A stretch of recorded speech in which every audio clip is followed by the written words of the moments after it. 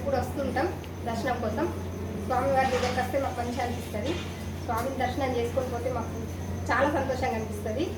స్వామి ప్రతి ఒక్కళ్ళ కోరికలు తీర్చడానికి ఎంతో ఎంతో ఎంతో బాగా వెలిసిన స్వామి కాబట్టి మాకు వచ్చి చూసి పోతే చాలా సంతోషంగా అనిపిస్తుంది. చిన్నప్పటి నుంచి మా అమ్మ వాళ్ళు తీసుకొచ్చిర్రు, మేము ఇప్పుడు మా పిల్లల్ని తీసుకొస్తున్నాము. ఇక్కడ అన్నదానం జరుగుతుంది.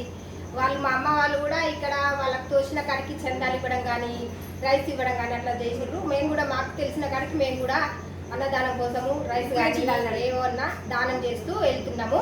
అట్లా నలుగురికి మనము అన్నదానం చేయడం మంచిదని మా పెద్దవాళ్ళు చెప్పడం వల్ల మాకు కూడా తెలిసి మేము కూడా ఇక్కడ వచ్చి అన్నం కోసము బియ్యం ఇవ్వడం కానీ ఏదైనా చేసి వెళ్తుంటాము. వస్తుంటాం సంవత్సరానికి ఒకసారి కానీ 6 నెలలకు ఒకసారి కానీ. కార్తీక మాసంలో చాలా మంది వస్తారు, ఆ టైంలో వస్తుంటాం. కార్తీక మాసంలో మాత్రం ఇంత అందంగా ఉంటుందంటే అన్నీ బాగున్నాయి కానీ కోతులతోనే కొంచెం ఇబ్బంది ఉంది. అది కొంచెం ఇక్కడ వాళ్ళు చూసుకుంటే బెటర్.